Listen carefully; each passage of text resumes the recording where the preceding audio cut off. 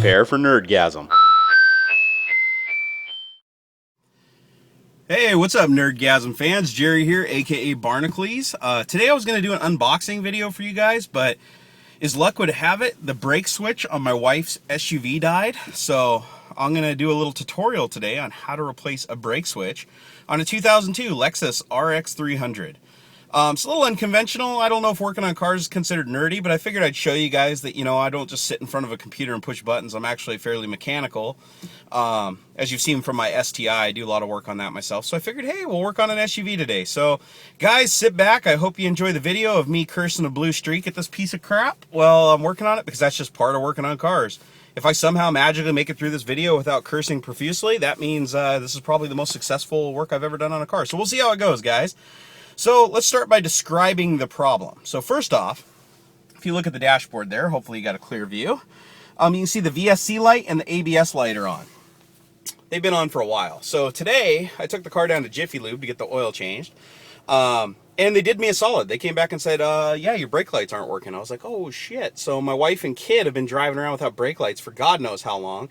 And then the other symptom is you have to use this little reverse lockout switch right here to shift it out of neutral. So put two and two together, it's the brake switch that's busted. So today I went and got a replacement for $25 from O'Reilly Auto Parts, which is a hell of a lot cheaper than the $150 they want for the OEM switch from Lexus. So I figured, it's a switch is a switch is a switch. I mean, it doesn't matter if it was made in China or Korea or, Lexus China.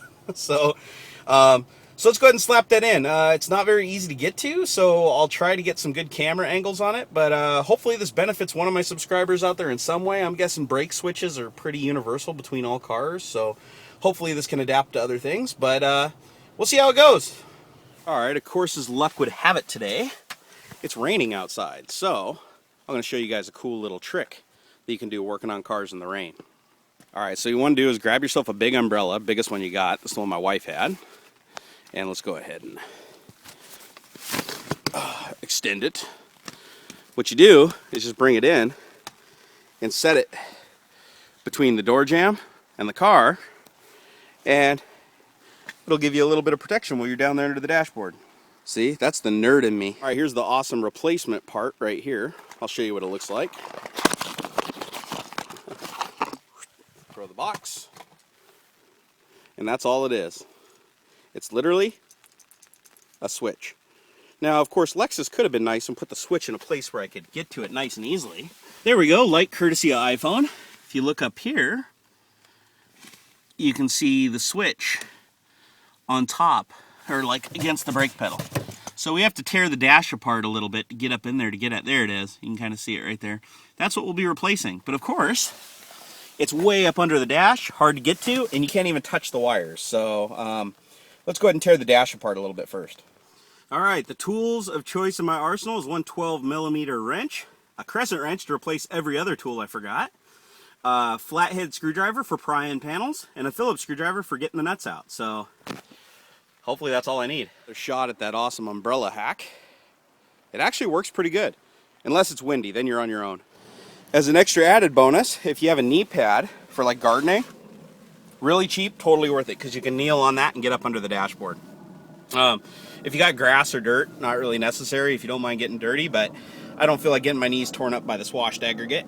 So, all right, let's get started. We got to get some of those panels off. All right, so we got one bolt there that holds on the plastic trim, and then the other one is surely hidden up under this, right there.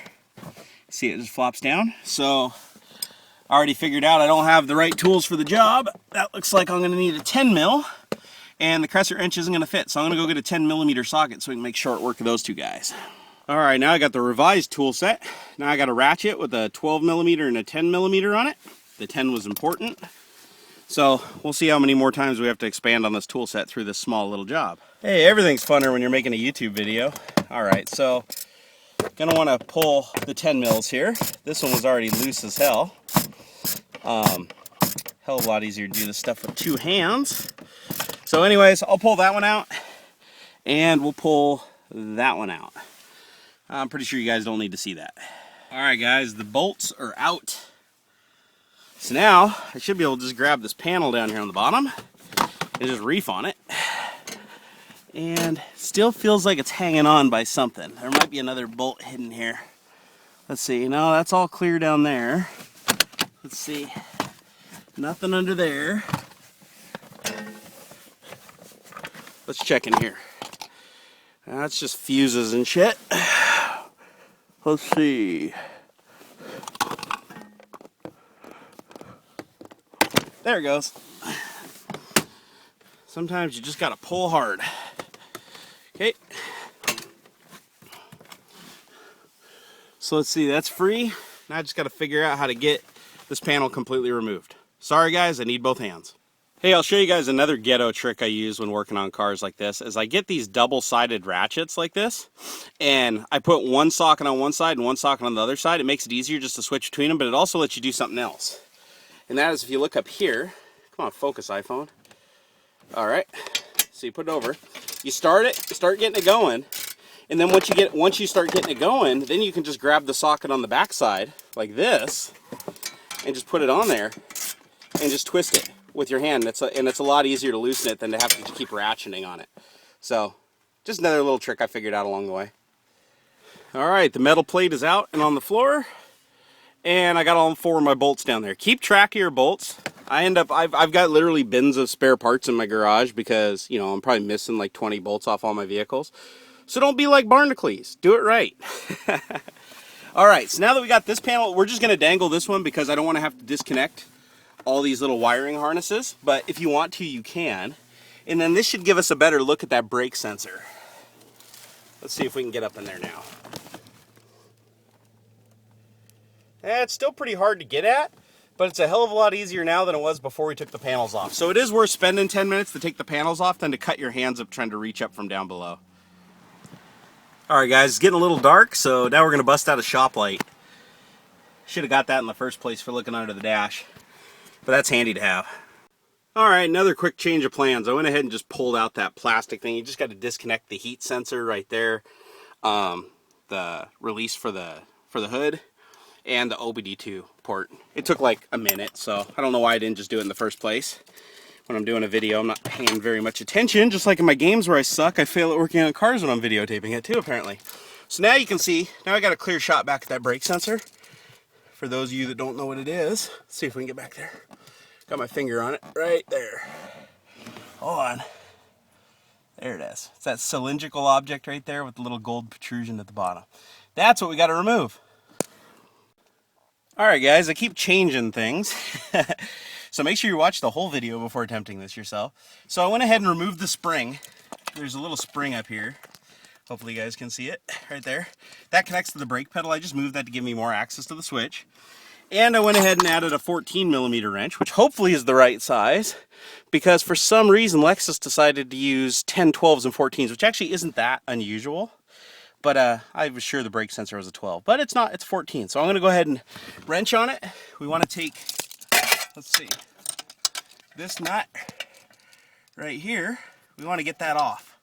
So that's what I'm gonna be working on right now. Need both hands though, guys, because we can only turn it a little bit at a time. Let's go ahead and get it on there. Go ahead and break it. There we go. Okay, well that was a hell of a lot easier than I was expecting. Go ahead and twist that off. Whoops. Dropped the iPhone. All right, well anyways, the goal is, now that that's loose, I'm gonna go ahead and pull the switch back and see if I can get the wiring harness off of it. And you see that little green thing at the bottom? That's connected to the actual pedal. So when you push the pedal, that releases the switch. Okay guys, I can't get my hand to the back side of that plug on that brake sensor. So I'm gonna remove this little box right here. It's just 2 bolts holding it on so I can get my hand up there. If you have small hands, you can get the connector on the back, but you can see it's really covered right there and it's hard to get it in there. So I'm gonna go ahead and just remove this and then I'll just put it back when I'm done. Remember, when you're working on cars, sometimes it's better just to remove a whole bunch of stuff to give yourself easy access than to try to fight with it for an hour, because I've done that before. Trust me, if it takes 2 minutes to remove it and put it back, it's well worth it. Well, we're getting quite the pile of parts here.